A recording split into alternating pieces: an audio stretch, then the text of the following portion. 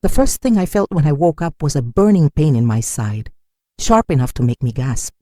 My throat was dry, my lips cracked, and the room smelled of disinfectant mixed with something metallic, blood, maybe.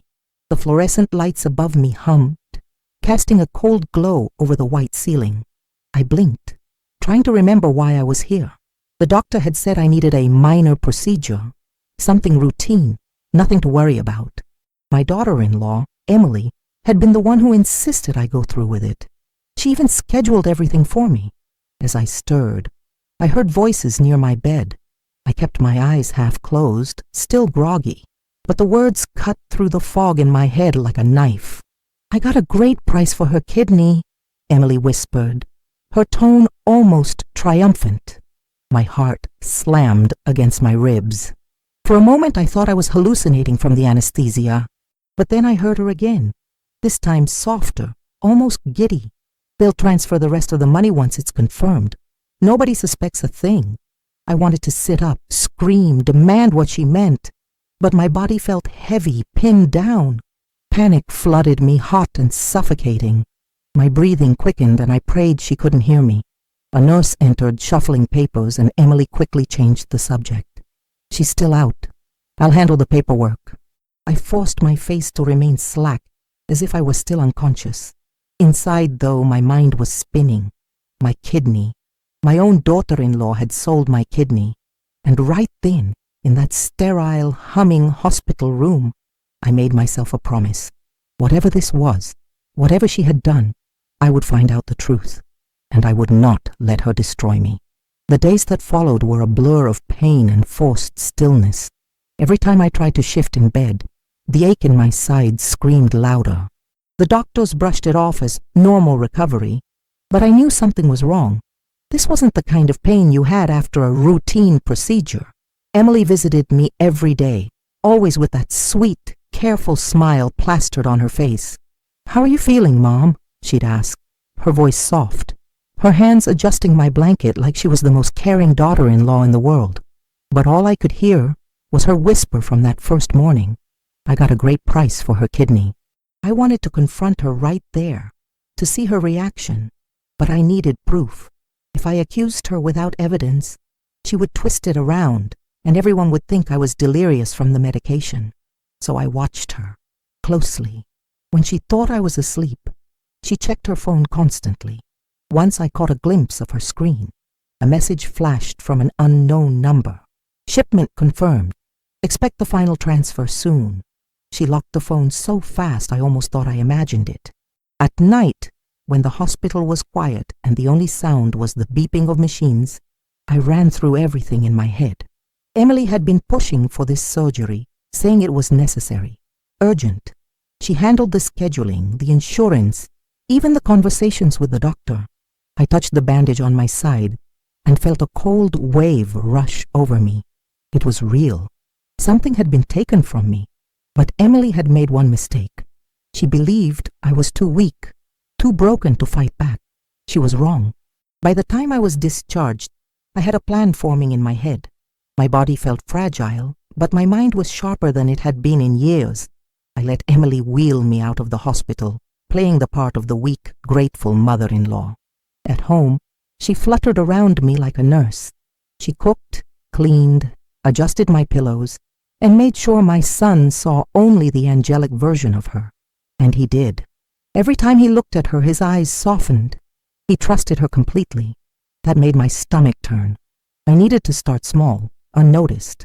While she was in the kitchen one afternoon, I pretended to doze off on the couch. I listened carefully. I heard her voice, low and urgent, carrying from the next room. "Yes, it's done. She has no idea.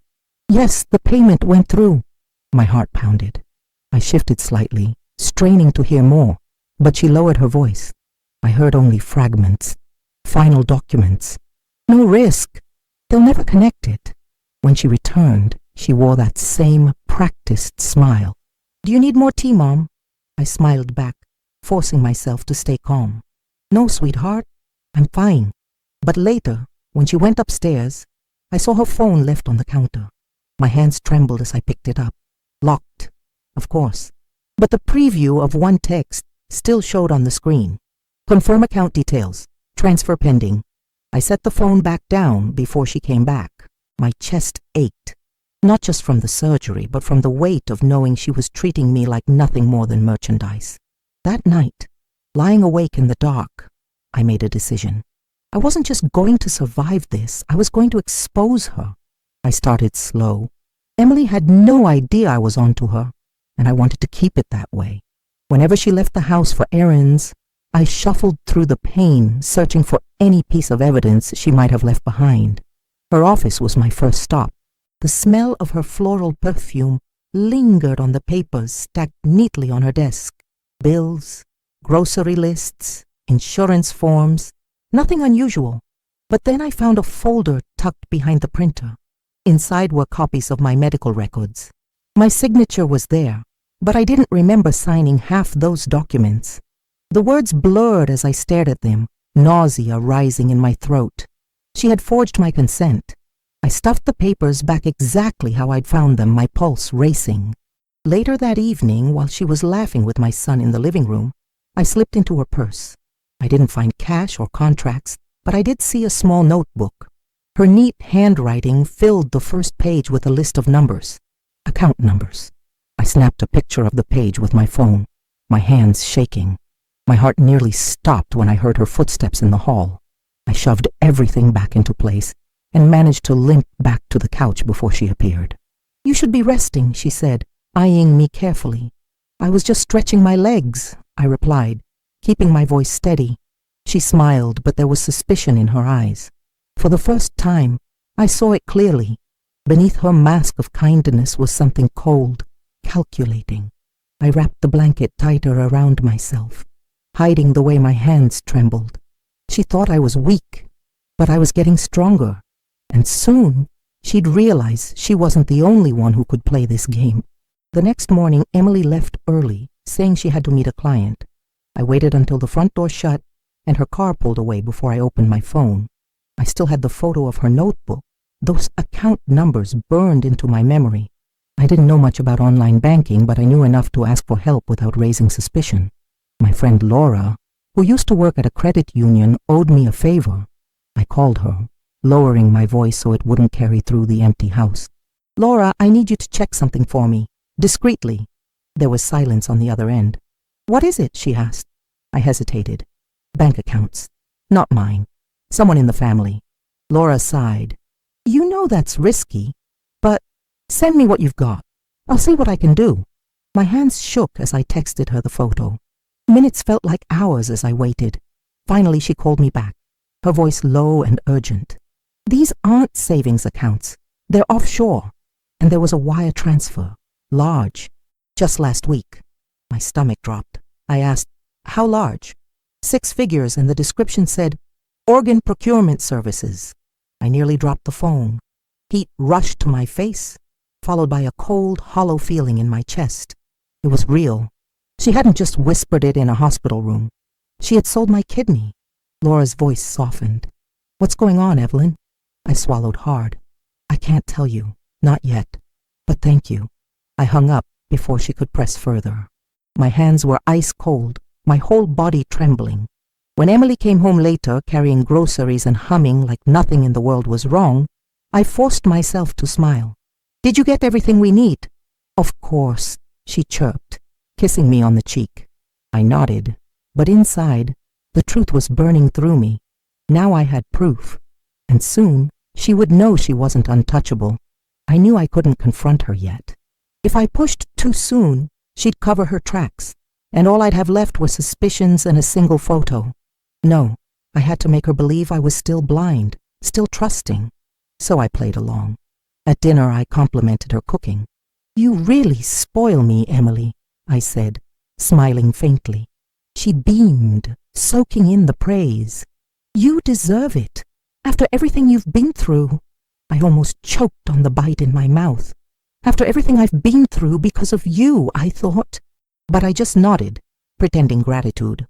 Later, when she sat across from me in the living room, scrolling through her phone, I asked, "What would I do without you? You've taken care of everything." Her eyes softened, but her voice carried a note of pride. That's what family does.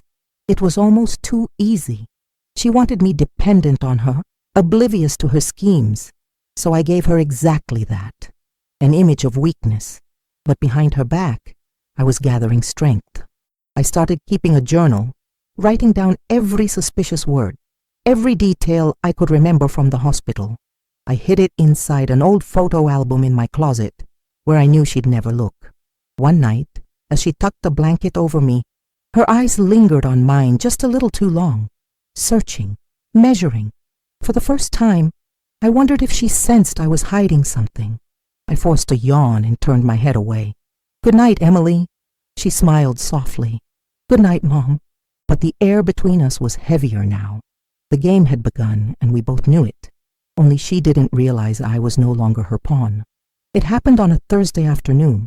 My son had left for work, and Emily was in the kitchen, speaking on the phone. I was supposed to be napping, but her voice carried down the hallway, sharp and impatient.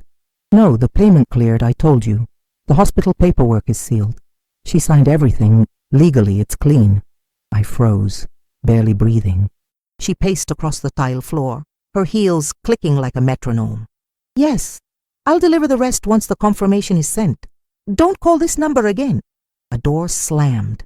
She must have stepped outside to finish the call. My hands were clammy, my pulse thundering in my ears.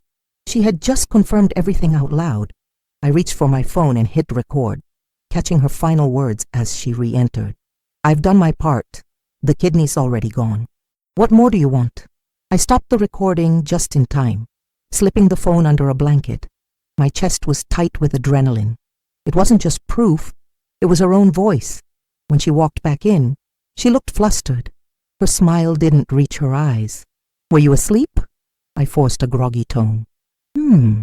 Yeah, just woke up." She studied me, her gaze sharp, almost piercing. For a second I thought she saw right through me, but then she nodded, walking past with a casual, "I'll start dinner." The moment she left the room, I replayed the recording, the sound of her voice filling the air. My hands shook, but I held the phone tight. I finally had something she couldn't erase. I knew one recording wasn't enough.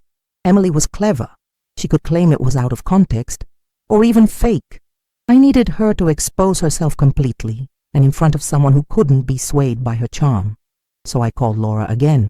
My voice was low, steady, but every word carried the weight of urgency. "I need you to come over, and bring a friend, someone who knows the law." Laura didn't ask questions this time. She just said, "I'll be there." That night, while Emily hummed in the kitchen, I told my son I wanted a small family dinner this weekend, just us, to thank Emily for taking such good care of me. His eyes lit up. He thought it was sweet. "Finally," he said, smiling at her. "You two getting along?" I forced a laugh, hiding the bile rising in my throat. "Yes, she's been wonderful." Inside, I was already planning every detail. The dinner wouldn't be just family. Laura and her friend would be there too. Quiet, observing, ready. Over the next 2 days, I baited Emily carefully. I asked innocent questions like, "Was the surgery really that expensive?" Or, "How did you manage all the paperwork so fast?" Each time, her answers slipped just enough, a flicker of nerves crossing her face. The night before the dinner, I found her in the living room, hunched over her phone. She didn't notice me standing there for a moment, watching her type. I caught the last words on her screen before she locked it. "Final transfer after the weekend." She glanced up, her expression snapping into a smile. "Need something, Mom?" I shook my head slowly. "No, just passing through." But inside, my pulse was steady. Tomorrow, the mask she wore so perfectly would crack wide open. The house smelled of roasted chicken and garlic bread, comfort food meant to make the evening feel warm and harmless. Emily moved around the kitchen with her usual grace, her apron tied neatly, her laugh chiming every time my son complimented her. To anyone else, she was the perfect wife, the perfect daughter-in-law, but not tonight. When Laura arrived, I greeted her with a long hug, whispering quickly, "Stay sharp." Beside her was her friend, a calm, steady woman named Denise, who introduced herself as an attorney. Emily didn't suspect a thing. She just smiled politely, wiping her hands on her apron. We all sat down at the table. Plates clinked, glasses filled with wine, and for a while, it looked like any other family dinner.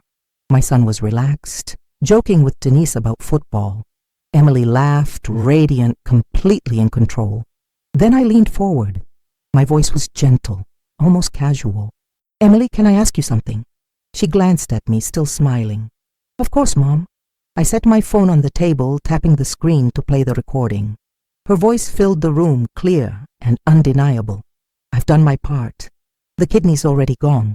What more do you want?" The room went silent. My son's fork clattered against his plate. Emily's face drained of color. "That's not what it sounds like," she stammered, her eyes darting to him. "She's twisting things. She doesn't understand." Denise's calm voice cut in. "It sounds exactly like what it is.